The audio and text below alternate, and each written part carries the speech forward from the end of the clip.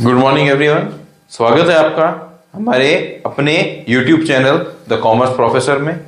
तो first chapter में हमने इंट्रोडक्शन टू अकाउंटिंग कर लिया था। आज सेकंड चैप्टर हम हमारा स्टार्ट करने जा रहे हैं, वो है आपका बेसिक अकाउंटिंग टर्म्स, है ना। चलिए तो स्टार्ट करते हैं हम हमारी बेसिक अकाउंटिंग टर्म्स के बारे में देखते हैं। सबसे पहले आपको दे दी टर्म, वो क्या है आपकी एंटिटी। देखते हैं एंटिटी का क्या मतलब होता है। एक ऐसी इकोनॉमिक यूनिट जो आपकी इकोनॉमिक एक्टिविटीज परफॉर्म कर रही है, जो इकोनॉमिक एक्टिविटीज क्या कर रही है, परफॉर्म कर रही है, उसे ही क्या बोलेंगे, एंटिटी बोलेंगे। वापस से देखते हैं, एक ऐसी इकोनॉमिक यूनिट जो इकोनॉमिक एक्टिविटीज परफॉर्म कर रही है, उसे ही एंटिटी बोलेंगे। अब एंटिटी भी आपकी दो तरह से होगी, क्या, एक होगी आपकी बिजनेस एंटिटी और दूसरी होगी आपकी non business entity. Business entity का क्या काम होगा, ये इकोनॉमिक एक्टिविटीज परफॉर्म करेगी, इकोनॉमिक एक्टिविटीज परफॉर्म करेगी। जो नॉन बिजनेस एंटिटी होगी, ये लॉ के द्वारा ही इसको मान्यता होगी कि ये इकोनॉमिक एक्टिविटी, जो इकोनॉमिक एक्टिविटी है वो परफॉर्म नहीं कर सकती, यानी प्रॉफिट मोटिव के लिए काम नहीं करेगी। इसका जो काम करने का मेन मोटिव होगा वो होगा सोशल वेलफेयर। इसीलिए जो भी आपकी एनजीओज हैं वो किस में जाएगी, आपकी नॉन बिजनेस एंटिटी में। अब हम अगर बात करें, जो बिजनेस एंटिटी होगी उसका जो मेन एम होगा वो क्या होगा, आपका प्रॉफिट मोटिव का। इसकी अगर बात करें तो इसने खुद ने हमने लिख दिया क्या, जैसे रिलायंस इंडस्ट्रीज हो गया, बजाज हो गया, मारुति हो गया, ये सारी कौन सी होगी आपकी, ये सारी होगी आपकी बिजनेस एंटिटीज। रीड कर लेते हैं। An entity means an economic unit which perform economic activity, which perform economic activities. Example दे दिए, जैसे रिलायंस, बजाज, मारुति और भी जितनी भी कंपनीज है एक्सेट्रा, या जितनी भी एंटिटीज है। सेकंड देखते हैं क्या है आपका, सेकंड है आपका बिजनेस ट्रांजैक्शन। सेकंड है आपका बिजनेस ट्रांजैक्शन।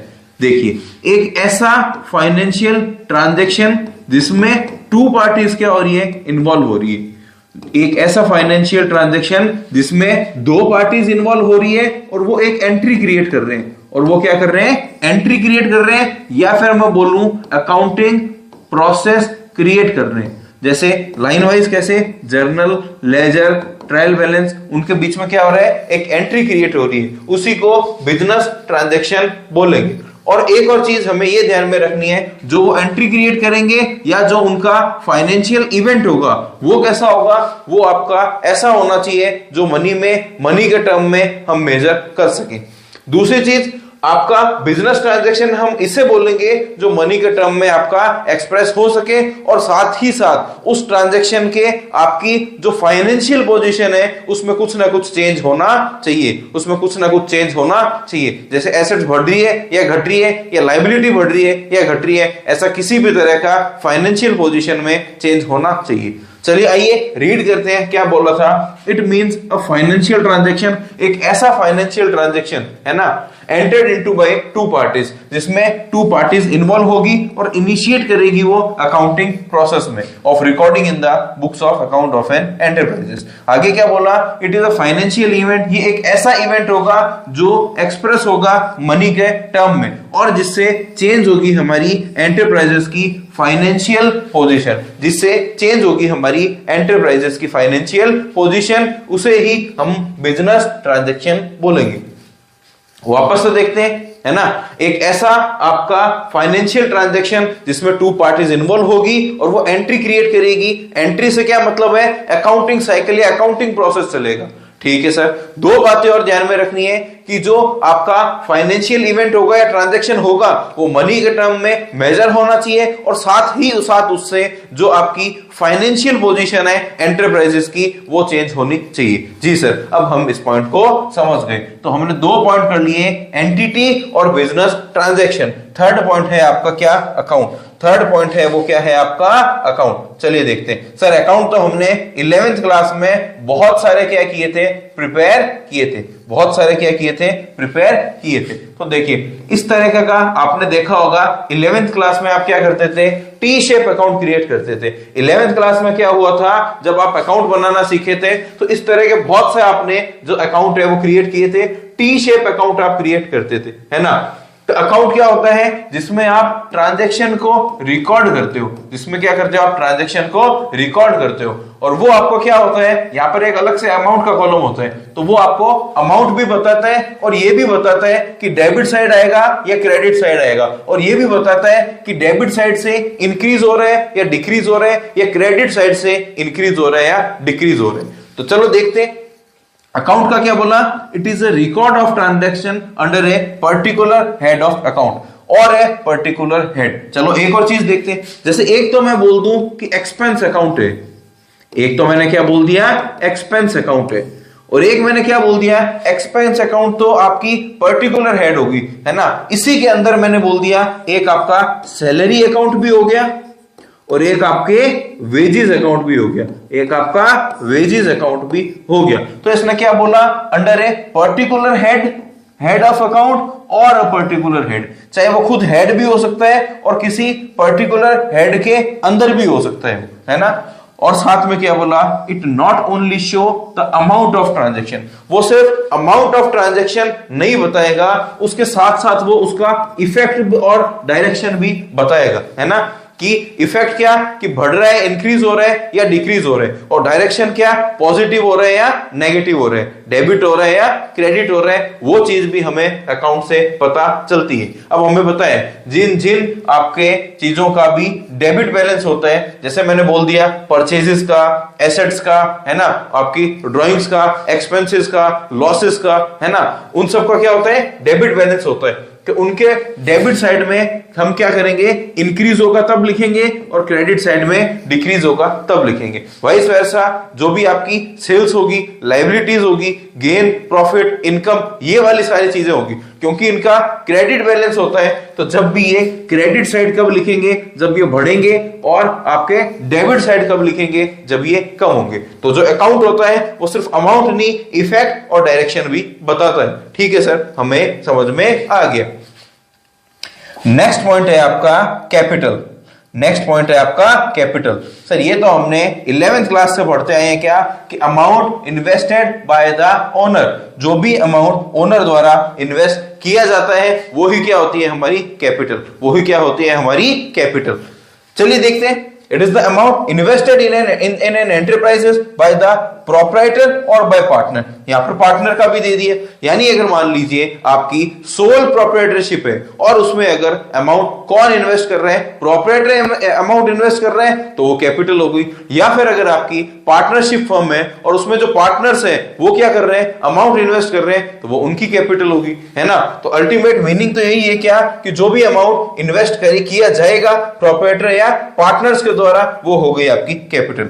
एक और चीज कंपनी के भी केस में देखते थे, है ना, शेयर्स के अगेंस्ट में जो भी आप कैपिटल रेस करते थे उससे क्या बोलते थे, शेयर कैपिटल, है ना। जो भी जो कंपनी के शेयर होल्डर्स होंगे वो अमाउंट इन्वेस्ट करेंगे, उसे क्या बोल दिया जाता था, शेयर कैपिटल। ठीक है। Next, it may be in the form of money, वो मनी के भी फॉर्म में हो सकती है और वो एसेट्स के फॉर्म में भी हो सकती है, हैविंग अ मॉनेटरी वैल्यू, लेकिन उसकी कुछ ना कुछ मॉनेटरी वैल्यू होनी चाहिए। जैसे जब भी 11th क्लास में आप जनरल स्टार्ट करते थे तो आप देखते थे Ram invested ₹1 lakh cash and ₹50,000 furniture. तो ये तो हमने उस समय देख लिया था। कभी जो भी अमाउंट, है ना, जो भी अमाउंट ओनर, है ना, या प्रोप्राइटर बिजनेस में इन्वेस्ट करता है वो सिर्फ कैश के फॉर्म में नहीं, वो एसेट्स के फॉर्म में भी हो सकती है, बशर्ते उस एसेट्स की कुछ ना कुछ मॉनेटरी वैल्यू होनी चाहिए। क्लियर है? Yes sir. अब हमें क्लियर है कि जो राम था वो कैश भी लेके आता था और फर्नीचर भी लेके आता था, और 1.5 लाख रुपए जो टोटल अमाउंट था वो हम किसे क्या कंसिडर करते थे? वो हम कैपिटल कंसिडर करते थे। जी सर। अब हमें अच्छे से समझ में आ गया, अब हमें अच्छे से समझ में आ गया। चलिए हम चलते हैं हमारे नेक्स्ट पॉइंट पे। नेक्स्ट है आपका ड्राइंग्स, है ना। Amount withdrawn by the proprietor, amount withdrawn by the proprietor for personal use, है ना। जो भी पर्सनल यूज के लिए ओनर के द्वारा, या प्रोपराइटर मैं बोल दूं तो भी ठीक है, द्वारा जो भी पर्सनल यूज के लिए अमाउंट बिजनेस से विड्रॉन किया जाता था, बाहर निकाला जाता था, उसी को हम ड्राइंग्स बोलते थे। चलिए देखते हैं। It is the amount withdrawn, और साथ में क्या बोल दिया? गुड्स टेकन, है ना। अब सिर्फ अमाउंट कैश में ही नहीं निकाल सकता, अगर वो गुड्स भी अगर अपने पर्सनल यूज के लिए लेके जा रहा है, चाहे प्रोपराइटर चाहे पार्टनर, तो वो ड्राइंग्स कहलाएगी। यानी चाहे प्रोपराइटर हो चाहे पार्टनर हो, अपने पर्सनल यूज के लिए अमाउंट लेके जा रहा है, या गुड्स भी अगर लेके जा रहा है ना, तो भी हम क्या बोलेंगे? ड्राइंग्स है। तो भी हम क्या बोलेंगे? Drawings.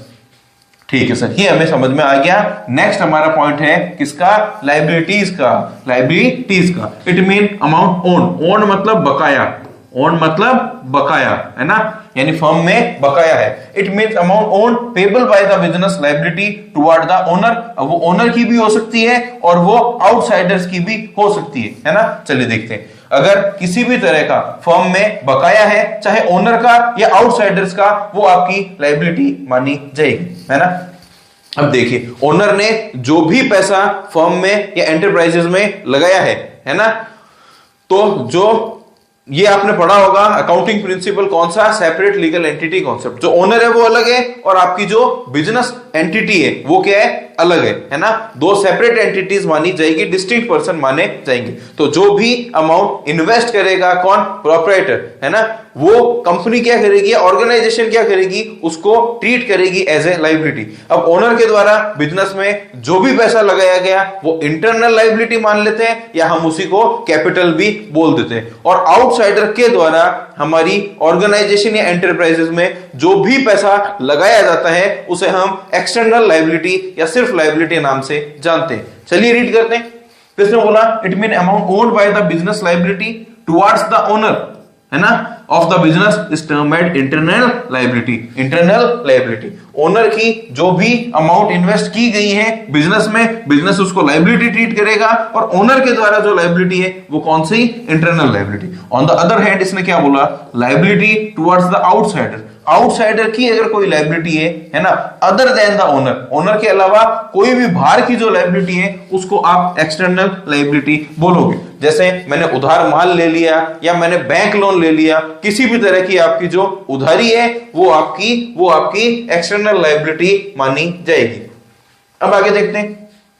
Liabilities is further classified into दो पार्ट्स में, इसको और डिवाइड किया गया। क्या? एक नॉन करंट लायबिलिटी और दूसरी करंट लायबिलिटी। जो नॉन करंट लायबिलिटी है उसको और क्या बोल देते हैं? Long term liability. और जो करंट लायबिलिटी है उसको हम और क्या बोल देते हैं? Short term liability. एक और चीज क्या? लॉन्ग टर्म डेट भी बोल सकते हैं, शॉर्ट टर्म डेट भी बोल सकते हैं। यही मिलके आपकी बन जाती है टोटल डेट। यही मिलके आपकी बन जाती है टोटल डेट। चलिए और देखते हैं। तो अब देखते हैं non current liability is that liability, ये एक ऐसी लायबिलिटी है which is payable after period of more than 12 month, जिसको पे या पेबल करना है 12 महीने से ज्यादा पीरियड में, तो वो हो जाएगी आपकी नॉन करंट लायबिलिटी। और ऐसी करंट लायबिलिटी एक ऐसी लायबिलिटी है जो अगर आपको पे करना है विद इन 12 मंथ के अंदर अंदर, तो वो कौन सी होगी? आपकी करंट लायबिलिटी मानी जाएगी। ठीक है सर, ये बात हमारे समझ में आ गई, ये बात हमारे समझ में आ गई।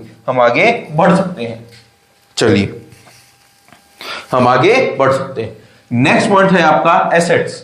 नेक्स्ट पॉइंट है आपका assets. Assets are the properties owned by an entity, है ना। जो भी प्रॉपर्टी है ना एंटिटी क्या कर रही है? ओन कर रही है, वो क्या मानी जाएगी आपकी? वो क्या मानी जाएगी आपकी? एसेट्स। यानी एंटिटी का जिस प्रॉपर्टी पे स्वामित्व है वो एंटिटी की क्या हो गई? एसेट्स हो गई। है ना। और क्या बोला, they are the economic resources of the business. और वही क्या होगी, आपकी जो एसेट्स है वो क्या है, आपकी इकोनॉमिक रिसोर्सेज है, जिनका यूज करके आप फ्यूचर में इकोनॉमिक बेनिफिट डिराइव कर सकते हो, इकोनॉमिक बेनिफिट डिराइव कर सकते हो। तो और क्या बोल दिया, anything which will enable the firm to get economic benefit in the future is an assets. यानी ऐसी कोई भी चीज जिससे आप इन फ्यूचर में इकोनॉमिक बेनिफिट डेराइव कर सकते हो, वो आपकी एसेट्स होगी।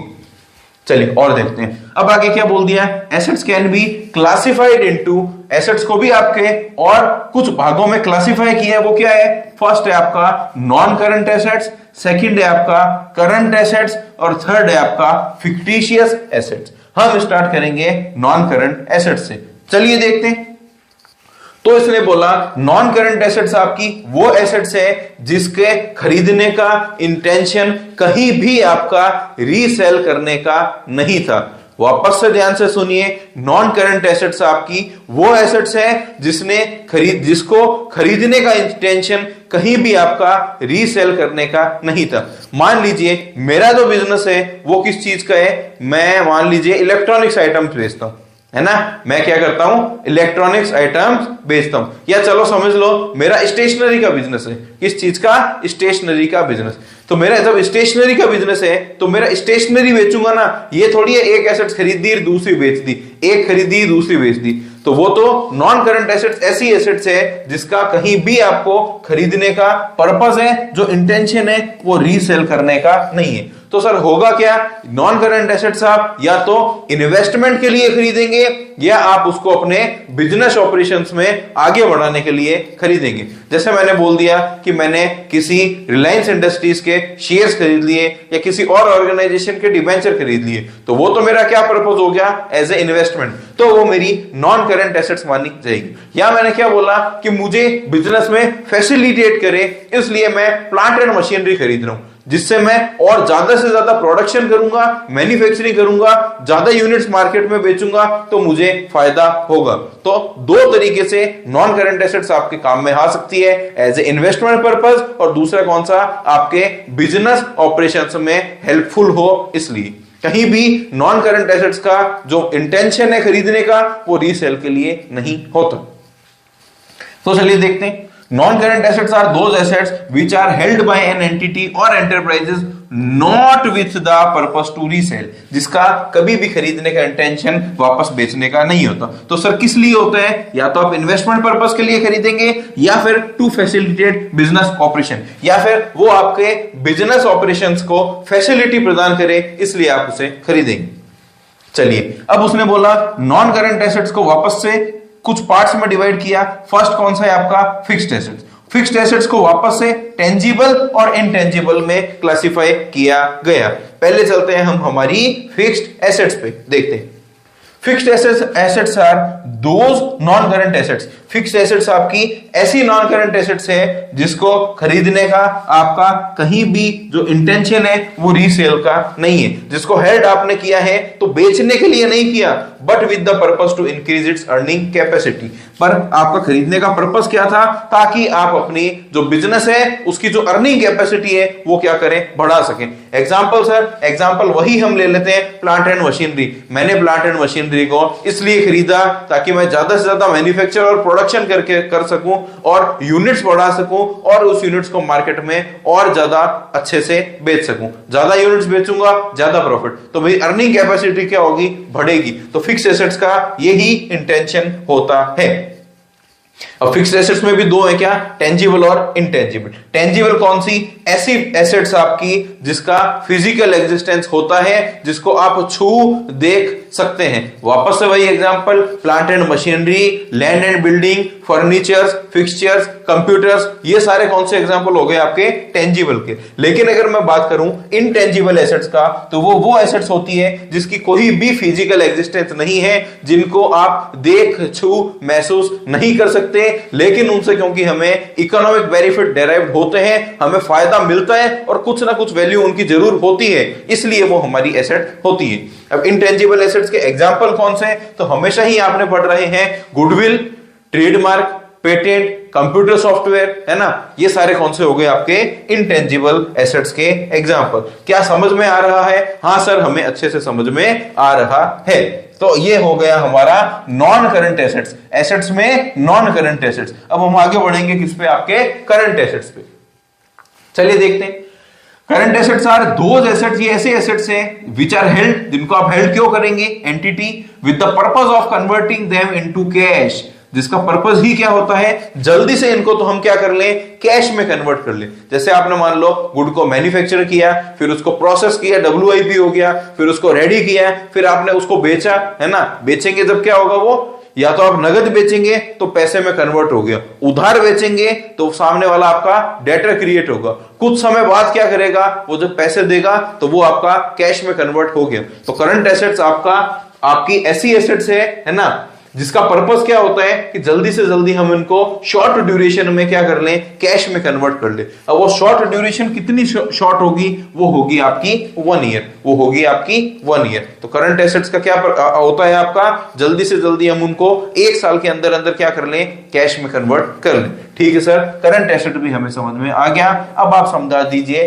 फिक्टिशियस एसेट्स क्या होती है। फिक्टिशियस एसेट्स इन रियल अगर बात करूं तो आपकी एसेट्स ही नहीं होती, क्योंकि ना तो वो ये बोल रहा है टेंजिबल एसेट्स है, ना ही वो इनटेंजिबल एसेट्स है। सर फिर वो क्या है? वो एक तरीके का लॉस है, और उस लॉस को क्योंकि आप 1 साल में राइट ऑफ नहीं कर सकते, है ना, इसलिए वो एसेट्स बन गई। ठीक है सर, थोड़ा थोड़ा तो समझ में आ गया, और अच्छे से आप हमें समझाइए, है ना। एक ऐसा लॉस जिससे क्योंकि हमें बेनिफिट क्या मिला है? लंबे समय के लिए मिला है, तो उसको एक साथ अगर मैं राइट ऑफ कर दूं तो क्या हो जाएगा? गलत हो जाएगा। जी सर, बिल्कुल गलत हो जाएगा, क्योंकि ऐसा खर्चा जिससे फायदा तो बहुत सालों तक मिल रहा है, इसका मतलब वो मोटा खर्चा है। और पूरे अगर मोटे खर्चे को आप एक साथ में क्या करेंगे? P&L अकाउंट में एक्सपेंस शो कर देंगे या लॉस शो कर देंगे, तो प्रॉफिट क्या होगा? आपका गिर जाएगा। प्रॉफिट क्या होगा? आपका गिर जाएगा। आम जनता को यह पता नहीं होता कि इन्होंने एक साथ बड़े खर्चे को क्या कर दिया? राइट ऑफ कर दिया। वो तो ये सोचेगी अरे यार कंपनी में तो लॉस ही है या प्रॉफिट कम है।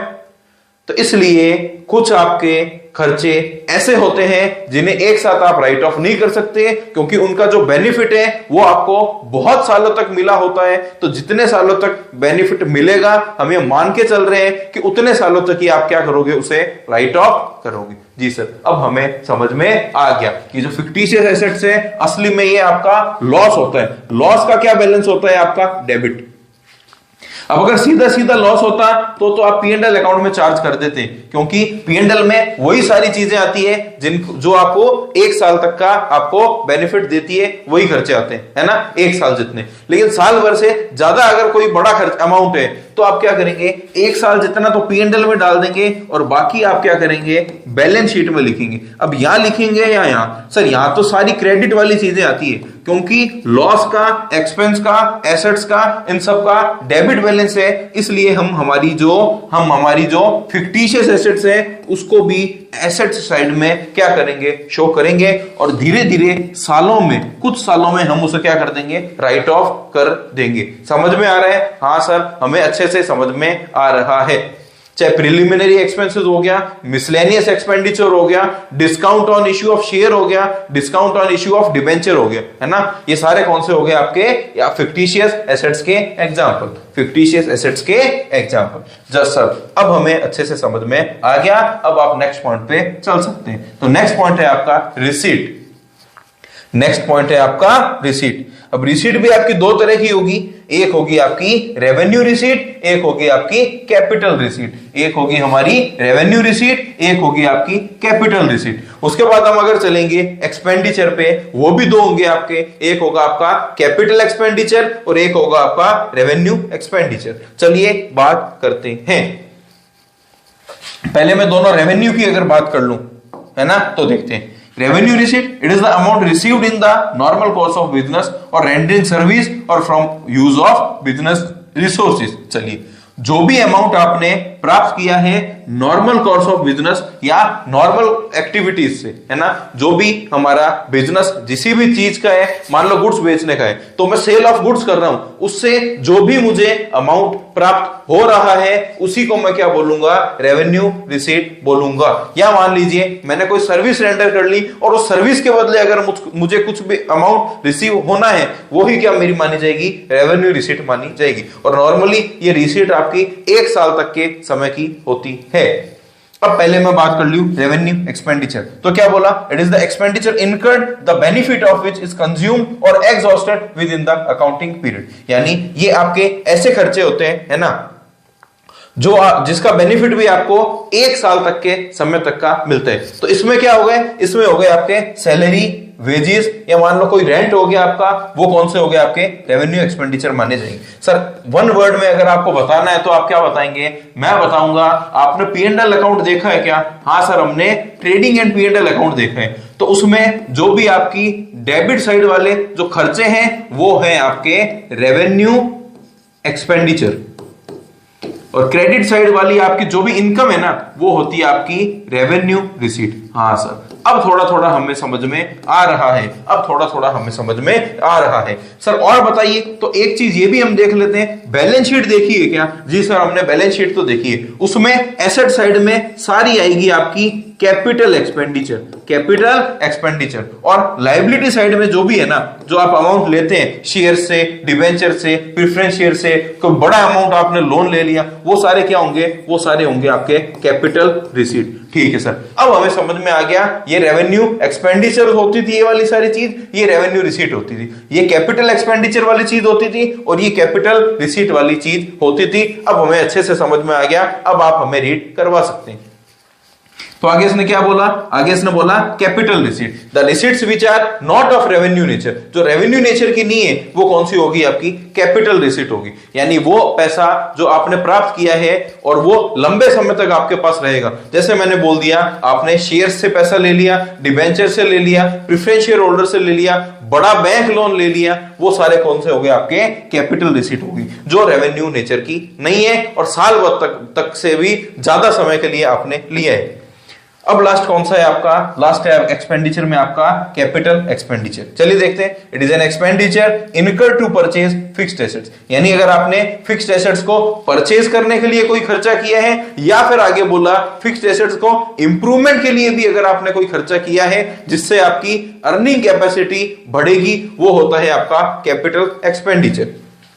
तो क्या बोला, अगर आपने फिक्स्ड एसेट्स को खरीदने के लिए खर्चा किया या उसको एग्जिस्टिंग फिक्स्ड एसेट्स को इंप्रूव करने के लिए भी अगर आपने जो खर्चा किया है और उससे अगर आपकी जो अर्निंग कैपेसिटी है वो बढ़ेगी, तो वो कैपिटल एक्सपेंडिचर माना जाएगा। तो जो भी मैं एसेट्स, कौन सी फिक्स्ड एसेट्स खरीद रहा हूं, बड़ा खर्चा मैं कर रहा हूं जिससे मेरी अर्निंग कैपेसिटी बिजनेस की क्या होगी, बढ़ेगी, तो वो सारा कैपिटल एक्सपेंडिचर माना जाएगा। तो आई होप ये चारों पॉइंट्स आपके क्लियर हो गए होंगे।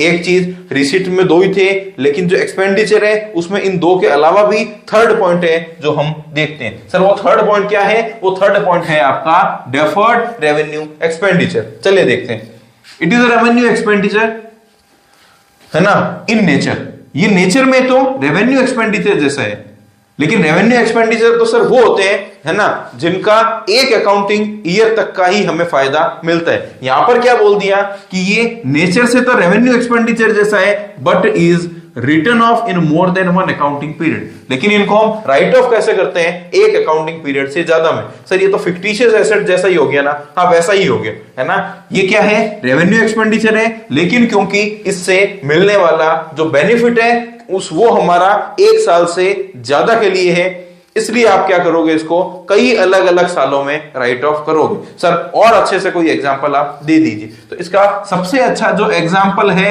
वो है आपका एडवर्टीजमेंट, वो है आपका एडवर्टीजमेंट। कैसे सर, मान लीजिए वर्ल्ड कप हो रहे हैं, मान लीजिए वर्ल्ड कप हो रहे हैं, है ना, और मैंने क्या किया, मेरी जो कंपनी है, और मैंने क्या किया, मेरी जो कंपनी है वो कौन सी है, वीवो। मेरी कंपनी कौन सी है, वीवो। मैंने क्या किया, जितने भी क्रिकेटर है उनकी कैप पे, है ना, टी शर्ट्स पे, है ना, या शोल्डर्स पे क्या लिखवा दिया, वीवो लिखवा दिया। और मेरा जो कॉस्ट आया है, मेरा जो एडवर्टीजमेंट का एक्सपेंडिचर आया है, एडवर्टीजमेंट का एक्सपेंडिचर है वो कितना आया, 4 करोड़ का, लेकिन मैंने कर दिया 4 करोड़ का। वैसे तो बड़ा खर्चा था पर मैंने कर दिया, क्यों, मुझे पता है अगले 4 सालों तक तो वर्ल्ड कप होंगे नहीं। इस वर्ल्ड कप में जितने भी जने इंडियन क्रिकेट टीम की जो ड्रेस है उस पर देखेंगे या जो ग्राउंड है उसके चारों तरफ देखेंगे तो क्या दिखना चाहिए, वीवो वीवो वीवो, ऐसा ही दिखना चाहिए, हर जगह कैसा दिखना चाहिए, वीवो। तो मैंने जो एडवर्टीजमेंट एक्सपेंडिचर किया है 4 करोड़ का, ये बड़ा खर्चा है, लेकिन मुझे पता है अगले वर्ल्ड कप 4 साल के बाद होंगे। तो वर्ल्ड कप सिर्फ अभी नहीं है, आगे इसकी जो हाइलाइट्स आएगी या इंटरनेट पे जब भी लोग जाके देखेंगे तो मेरी कंपनी का नाम दिखेगा। तो मैं समझ गया क्या कि जो ये एडवर्टीजमेंट एक्सपेंडिचर है ना, क्योंकि वर्ल्ड कप 4 या 5 सालों से होते हैं तो इसके मिलने वाला जो बेनिफिट है ना वो भी 4 सालों का है। अब मैं क्या करूंगा, इस 4 करोड़ को 4 सालों में बांट दूंगा, 1 करोड़ 1 करोड़ 1 करोड़ और 1 करोड़। और पहले साल क्या करूंगा, इस वाले 1 करोड़ को तो मैं P&L में चार्ज कर दूंगा और बाकी जो 3 करोड़ है इनको मैं बैलेंस शीट में एडवर्टीजमेंट एक्सपेंस नाम से शो करूंगा और कितना लिख दूंगा, 3 करोड़।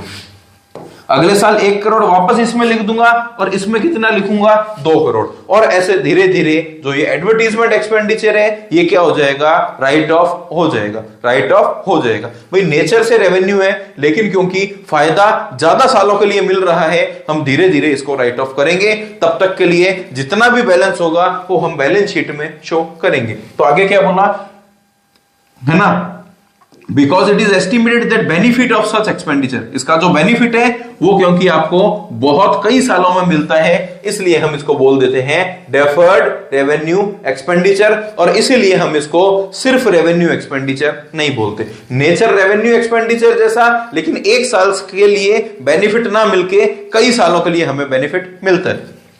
ठीक है सर, अब हमें ये बहुत अच्छे से समझ में आ गया, अब आप आगे बढ़ सकते हैं। नेक्स्ट है आपका एक्सपेंस। एक्सपेंस क्या है, expense is the cost incurred for generating revenue. Revenue को जनरेट करने के लिए जो भी आपने खर्चे किए हैं वो क्या है आपका एक्सपेंस, वो क्या है आपका एक्सपेंस। ठीक है सर, ये हमें समझ में आ गया। अब देखते हैं रेवेन्यू। रेवेन्यू क्या है, ये ग्रॉस इनफ्लो ऑफ कैश है ना, रिसीवेबल्स और अदर कंसिडरेशन। किसी भी तरह से आपके पास में जितना भी अमाउंट आ रहा है, चाहे वो आपके नॉर्मल ऑपरेटिंग एक्टिविटीज से आ रहा है ना, या रिसीवेबल से आ रहा है, या आपकी किसी भी सर्विस से भी आ रहा है ना, जो भी आपका टोटल अमाउंट है एक्सपेंसेस डिडक्शन करने से पहले का, वो क्या है आपकी रेवेन्यू है ना। आगे इसने क्या बोल दिया, other consideration arising in the normal course of ordinary activities of the enterprise.